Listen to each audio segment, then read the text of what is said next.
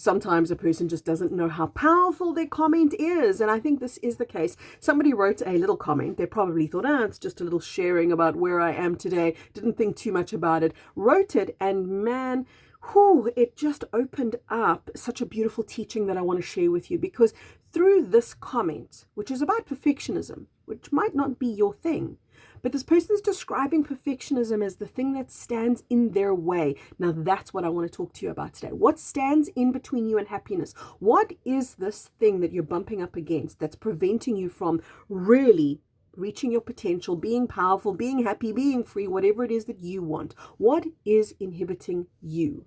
There are 3 main steps that I'm going to give you. Listen to all 3 and everything in between, because I'm going to be giving you a lot of insight today. There is absolutely no license to judge yourself in anything that I'm sharing with you. If anything, I want you to soften into compassion with yourself, and you're going to find yourself coming out of this really powerful. You're going to find yourself going, man, I like being in charge of my life. But let's just backtrack a little bit. First of all, had a really, really rough, long day. So if I look a little bit haggard, man, I have been spring cleaning, I have been baking, I have been busy. I am so ready to rest and relax. But you know what? I made the fatal error of checking my messages. And then, of course, I saw this message and I thought, don't do it, Kerry. Don't reply. Next thing I know, here I'm sitting behind my camera screen on, sharing this message with you, because it's too good. It's too good not to share. I want you to heal. I want you to really have the relief in your life and the freedom in your life of not being enslaved. Enslaved to things that are not you. I want you to start looking at this question. What is in charge of you? Big question.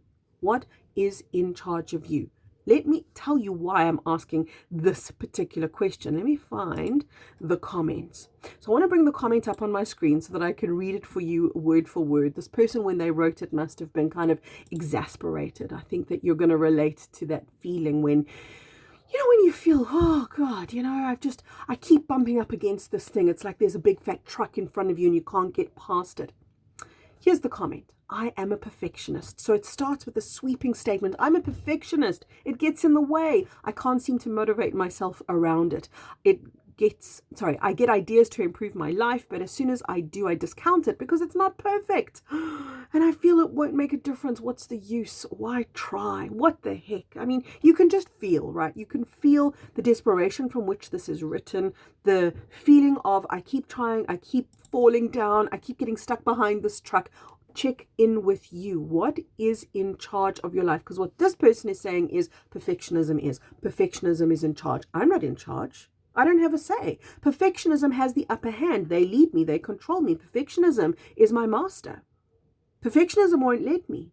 So what is in charge of you? And you're going to know it because it's the thing that you cannot get through. It's the thing that prevents you from happiness, from freedom, from liberation, from power, from abundance, from whatever it is that you want. What is in charge of you? Now, you're going to find some very interesting insights around this. I want to give you 3 primary steps to heal, but there's a lot in between these 3 steps that I'm going to give you. The first step is I want you to acknowledge this thing. In this case, it's perfectionism. I think it's a great example. Okay. In this example, I acknowledge perfectionism is in charge. Notice how very factual I'm being. I'm being the witness. I'm not judging, because that's going to be the most counterproductive thing I could do. If I were now to berate myself, I'm just going to be putting something else in charge. Oh, I always get it wrong, right? To be as factual and as witness-like as you can, as you acknowledge the thing that's standing in your way. That's step number 1. The acknowledgement is really, really powerful, because when these things are unconscious, you cannot be the alchemist that's going to transform it into a new expression. You cannot do that. To be the alchemist in your life who's going to transform an existing pattern into a new one, or into a freedom even, in order to have that happen, acknowledgement must be the basis. So acknowledge what's going on with no judgment. As the witness, I see it now. I see what's in charge of my life. Now your head's going to start bursting as I say this, and it's going to go, but why is this in charge? And who put it in charge? Reel yourself back in just to come to point number 1, which is I'm seeing it. That's all. I'm acknowledging what's in charge of me and that I'm not. That in a sense, this slave master has enslaved me, that I've become answerable to it, that it's really become a false god even. It's got all the power. It's calling the shots in my life. So, for example, this person might say, and I don't know if these words would ever occur to this person, but a person like this might say, I really want to do things, but I can't because perfectionism, it keeps getting in the way. It keeps stopping me. It keeps preventing me. If only I wasn't a perfectionist, then I could do things. Again, apply this to yourself. Acknowledge that this is the thing that you're stuck behind. This is the truck you're stuck behind. This is the thing that's in charge of you. And the moment you do that, step number 2 becomes very obvious, which is, hold on a minute, that's not really okay. Why are they in charge of me? Let's answer that with one word: responsibility. Because perfectionism is responsible for this person's misery. Perfectionism is responsible for the fact that this person can't do what they want to do and can't excel and perform and achieve. Perfectionism is responsible for their failure. Now you're going to start to see something very big as you relate this to yourself.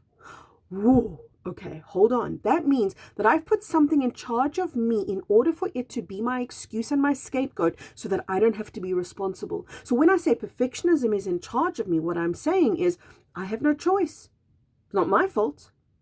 Because we became so allergic to responsibility, not because we're wrong, not because we're bad, but because we were programmed to be. And how do we become responsible? By seeing where we're irresponsible and by understanding what responsibility is, and that is, it is not blame. Responsibility is power, not blame. We totally misunderstood that one, didn't we? Society read that memo backwards, because have you heard that being shouted at you? You were in charge of this. You were responsible. This is how we know responsibility. Responsibility is a blame. Instead of, I'm powerful here. I'm able to respond. Responsibility is the ability to respond. I'm able to respond because what this person is saying is, I'm not able to respond. Perfectionism is in charge. So point number 2 is responsibility. I see now. I see where perfectionism took the responsibility, or I gave perfectionism the responsibility that was in fact mine, which means I get to take it back. Which means I get to review and renew and reestablish myself as the leader of my life. But to do this, I've got to see, wait a minute, whoa. Why would I have done this? Not only for the fact that something else is now responsible, something else is now to blame, not me. An excuse even to justify why I haven't achieved things. But here, look at this one.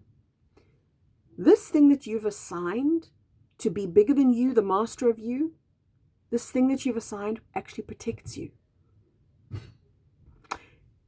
It protects you from taking the blame. It protects you from feeling the failure. It protects you from, and it's not a very good protector, is it? Because at the end of the day, it's pretty counterproductive because it feels worse. With all of these coping mechanisms in place, we actually make our life harder, we make our life worse. And that's really, really important to see, is that when you are responsible, you are free. You are powerful because you're leading your life again. And on that note of leading your life, it's really, really important to understand that when you become the leader of your life and you become powerful because you're able to respond, that you're doing this in harmony with the universe itself, and the universe works with you. This is not you solo going, oh, okay, I'm now out on my own in the wilderness being in charge of my life. This is, I'm rising up into my power to meet the power that created me, because the only way that you can truly meet the power that created you is to be the power that you are. The power that you are meets the power that created you, and together you step into divine union that is now a co-creative leadership of your life. That's step number 2. It's a big step. It's all about you getting responsible. It's all about you getting real. It's all about you getting gut-wrenchingly raw and honest with yourself. And recognizing that that raw honesty with yourself liberates you, that you're doing yourself no favors by hiding behind it and making these excuses. Instead of making excuses, make reasons for your success. Instead of, this is why I can't do it, this is how I am doing it. This is why I can do it. Because I was born to be the leader. Because I was born to be the authority in my life. Because you were. Step number 3 is the easiest one of all. Step number 3 is willingness. I'm willing. In this case, the person who says I'm a perfectionist needs to look at the reason that perfectionism is there is it's saying you're not going to be wrong. Right? Because a perfectionist is perfect. They're not wrong. So when you see what the bigger picture is that perfectionism is talking about, it's saying, don't worry, you won't be wrong. You know, perfectionism is going to take the heat for you. You're going to get stuck behind this truck and not be able to move past it. So you're going to be able to blame me. You're going to be able to pin it all on me. What this person needs to see is, it's okay for me to be wrong. So instead of the sweeping statement, I am a perfectionist, I am a human being, and it's okay for me to be wrong. It's okay for me to get things wrong sometimes, because I will.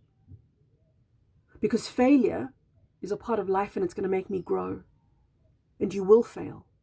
Every single one of you, whether perfectionism is an issue for you or not, you will fail, and it's okay. You're meant to fail. Failure doesn't come with a full stop. It comes with a comma, which means I failed at this, and now I'm doing that. I failed and I learned.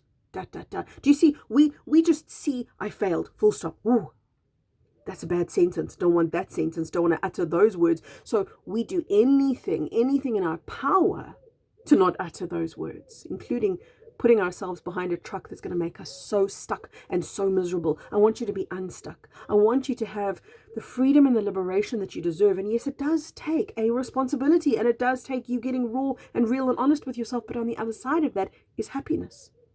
Imagine how free this person's going to be when they go, I'm not perfect. Isn't that a much more true, honest, and realistic statement? Doesn't that allow you to breathe a little bit?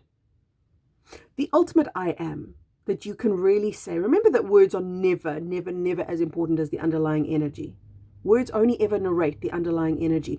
I want to repeat this because I know so many people like to kind of be very pedantic about words and to really cherry pick their words as if that's going to change the energy, which it never does. Allow yourself the ease of just connecting with you and being real with you and honest with you and open with you and allowing yourself to heal, because this is what you came for. This level of transformation is what you came for. To alchemize a paralyzing perfectionism and transform it into license to be wrong. And to celebrate your license to be wrong. I want you to apply this to your own life. Let me know in the comments how it does, because I want to know, what is that thing that stood between you and happiness? What was that? Because whatever it was, that was what was in charge of you. But now you are becoming in charge of you. That's why step number 3 is the willingness. I'm willing to be in charge now. I'm willing to be the leader now, knowing that I'm a co-creator. But I'm willing. Listen to the words, I'm willing. It's not saying, oh, I know exactly how I'm going to do this. It's saying, I don't know how, but I'm willing to be anyway. Because so often that's what you need. You don't need the game plan. You don't need the crib sheet. Have you noticed that? That life works out so much better when you're not working it out. Have you seen that? That when you just kind of sit back and trust in yourself. I'm not saying sit back and hope for good things to come. I'm saying sit back and trust in yourself and in life. Amazing things happen to you. Amazing things happen for you. This is one of those moments where I really want you to reach deep into that trust. You deserve to be in charge of yourself. Step number 3, it's really simple, really powerful. I'm willing. I'm willing to be in charge. Lots of love, everyone. Bye-bye for now.